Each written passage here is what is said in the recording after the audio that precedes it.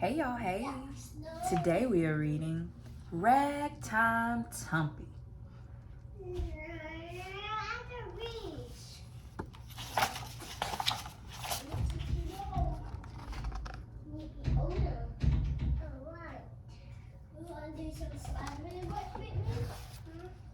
Each morning, before the sun was up, Tumpie walked 2 miles to the Solar Market. The market was a big old place full of carrots and tomatoes and soggy wooden lettuce crates. There, she hid under the farmer's stalls and snatched up the vegetables and fruits that fell on the ground. I see you, Tumpie, the farmers laughed, and Tumpie grinned. Then, putting the apples and tomatoes into her little wagon, she'd start home back to Grayot Street, the poorest section of St. Louis.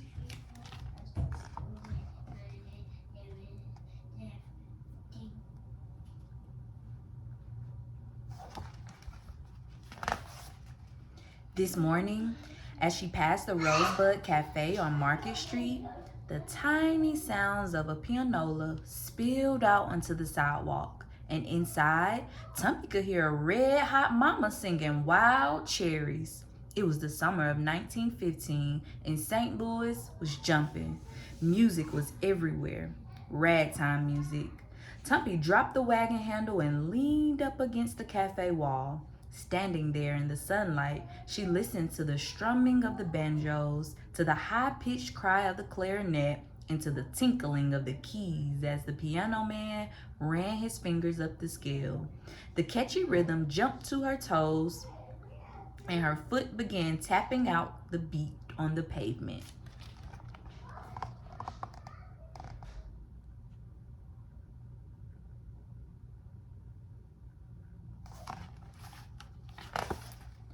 Ragtime was piano music, happy music, and it always made Tumpie think of Eddie, her honky-tonk daddy. Eddie didn't live with them anymore. He'd moved out a long time ago, and Tumpie's stepfather had moved in. Tumpie knew her daddy wasn't coming back, but she still liked to remember all the fun they used to have, back when Eddie would whip out his sticks and set up his drums anywhere. Picnics and barrel houses, river boats and gambling halls. At night, Tumpie's mama would take her to the honky tonks to hear Eddie and his friends play. Everyone had loved watching Eddie, especially when he'd lean back, close his eyes, and lick the snare drum with the tips of his sticks. Then the place would really heat up. Dill pickles rag, frog legs rag, chicken chowder, the catchiest music in the nation, and Tumpie had heard it all.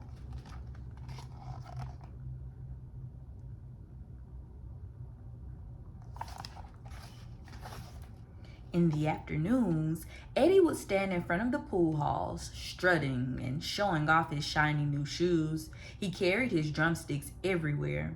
And sometimes, when he wasn't throwing dice, he'd bend down and beat the sticks on the cracked cement.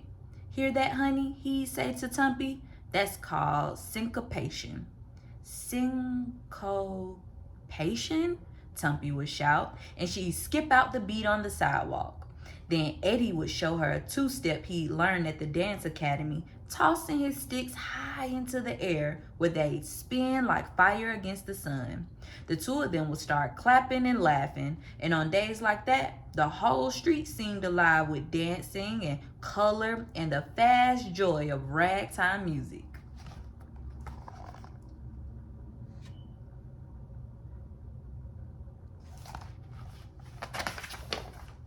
Tumpie was still lost in thought when the train whistle blew. She jumped and started pulling her wagon.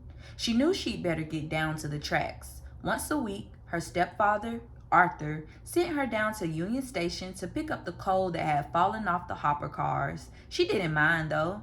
The coal kept them warm at night, and besides, she liked watching the trains. The trains went everywhere. A block away, Tumpie could hear the Knickerbocker pulling in from New York. And as she got closer to the tracks, she began thinking of all the places she'd like to see, like the dance halls in Harlem, where the girls wore fancy dresses and the jazz men played till dawn. I wish I could get on a train and just ride away, she thought, picking up the black dusty lumps. As soon as the wagon was loaded up, Coal on one end, fruits and vegetables on the other, Tumpie headed for home. Rounding the corner, she caught her reflection in the window of the Four Deuces saloon. She smiled at it. Then she crossed her eyes and made a face. Someone inside started laughing, and that made her laugh too. So, doing her daddy's two-step, she kicked out her legs and pretended she was a world-famous honky-tonker. I'm Ragtime Tumpie, she laughed, and as she skipped down the sidewalk, the apples and tomatoes bounced up and down in her wagon.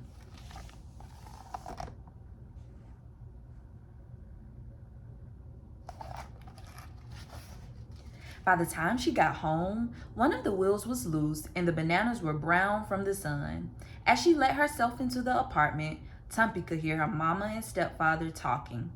Carrie's voice sounded heavy and tired, and Arthur was complaining. I'm home, Tumpie called, taking the bruised fruit out of the wagon and putting it on the kitchen table. You're late, Arthur said. What happened? Nothing. Tumpie pushed the wagon into his corner. Got some apricots. Real sweet, too. Arthur grunted. What were you doing? He said. Dancing in the street again? Making a fool of yourself? Tumpie looked Arthur right in the eye, apricot juice dripping down her chin. I'm going to be a honky-tonk dancer, she told him, and I'm going to make lots of money. Oh, sure, he said, and I'm going to be president. He laughed and walked out the door.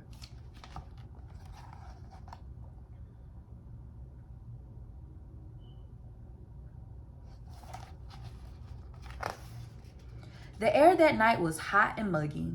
In bed, Tumpie could hear the distant sounds of pianos and laughter and women singing the blues in the dark. My man done gone away, now the blues done hit me hard. She thought of her daddy and the barrel house banjos and the fast rags and the hot red lights of Chestnut Valley.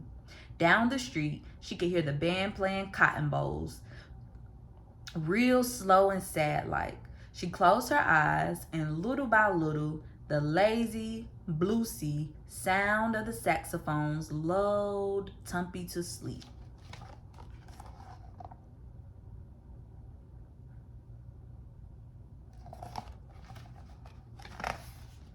The months passed. Winter came early, and the snow hung thick on the windowsills. In December, the apartment was so cold that Tumpie danced just to keep warm. Kick those legs up, Carrie told her, and clap your hands. If you gonna dance, girl, you gotta have rhythm. Sometimes, Carrie would put down her broom and the two of them would dance together, and Tumpie would pretend they were on the stage of the Booker T. Washington Theater and that she was the star. The apartment seemed less cold then, and even Arthur stopped being such an old sourpuss. When spring came, she kept dancing. Once a week, the neighborhood kids put on a vaudeville show, and Tumpie got to dance in the chorus. The seats were made out of orange crates, and the curtain was nothing but a handful of rags. But Tumpie did the bunny hug until beads of sweat ran down her forehead and the planks of the wooden stage rattled. You're gonna wear out your feet, girl, her mama told her. But Tumpie didn't care.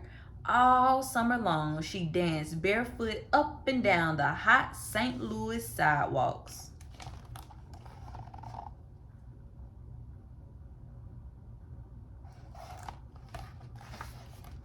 Then, one morning, Medicine Man came to town. His rickety wagon was filled with colorful bottles. Step right up, he said. My potions can cure anything.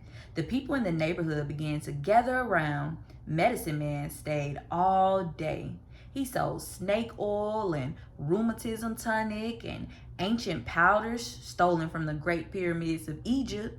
He never stopped talking, and one by one, all of the colorful bottles were sold. Then darkness slowly fell. It was a hot, steamy St. Louis night.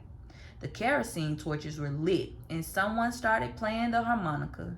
Medicine Man grinned. We're going to have a dancing contest, he said. A fiddler stepped forward. The harmonica man played faster, and everyone started clapping and stomping their feet.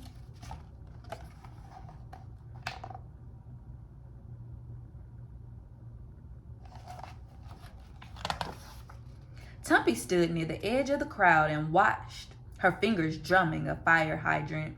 One by one, people climbed up onto the stage and danced to the ragtime music. Even old Savannah, heavy as she was, got up and threw her big hips around. Her bandana was a swirl of hot color. "Can I go up?" Tumpie begged her mama. "You're too little," Carrie whispered. "Anyway, it's time for your bed." Just then, Medicine Man pulled something out of his hat. "I got a shiny silver dollar for the winner," he promised. Suddenly, Tumpie was pushing her way through the crowd.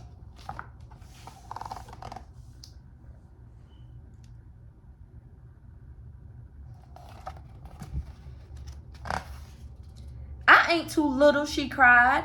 "Oh, please, mister. Oh, please let me dance. I ain't too little." Medicine Man laughed and pulled her up onto the stage. The clapping and the stomping seemed to get faster and louder. "What's your name?" he asked. "Tumpie," she said, staring at the silver dollar. "Well, you go to it, sweet pea." And he pushed her to the center of the stage. The air was sharp with the smell of kerosene. At the back of the crowd, Carrie watched as the harmonica man began counting out a beat. The fiddler caught the rhythm and swung his bow.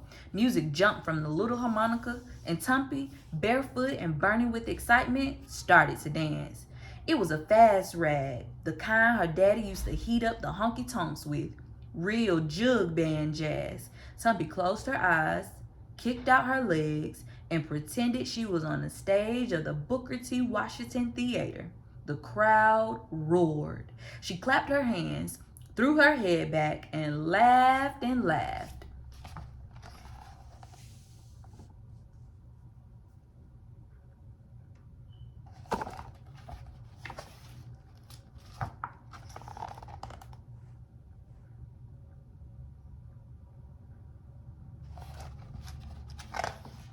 Then, before she'd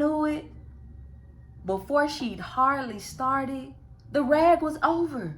But the crowd was still yelling and Tumpie was still dancing. She felt dizzy when Medicine Man handed her the silver dollar. "No doubt about it. You won the contest," he grinned. The night sky echoed with the whoops and the cheers. "Mama," Tumpie cried. "Did you hear that, Mama? He said I won. I won." She couldn't believe it. A silver dollar for dancing? Carrie hugged her tight. "You were real good, Tumpie. Real good." Tumpie could hardly stand still.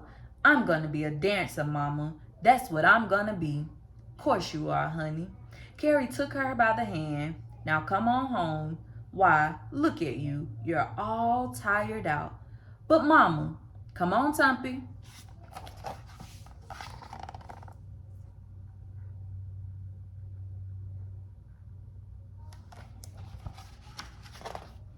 The crowd was breaking up. Next to the stage, someone started dousing the kerosene torches. Tumpie was still staring at the silver dollar in her hand. "I'll never stop dancing now." Carrie smiled. "Course not, sugar. Now come on, time for bed." Across the street, Medicine Man had packed up his wares and was climbing into his wagon. He yawned as he took the reins in his hand. "Giddy up," he said. The wagon lurched forward. As he passed by, Tumpie heard Medicine Man let out a deep sigh. "Lord, it's been a long, long day, and heaven's still a mile away." Mommy, then the streets were empty and still. Blocks away, someone was singing the blues. Mommy. A cat meowed.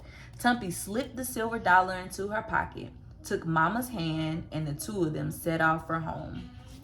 Yes, Cairo. We'll be outside. Y'all went outside? Yeah. Why? I want to. You wash your hands? The end. That is good. Ragtime Tumpie.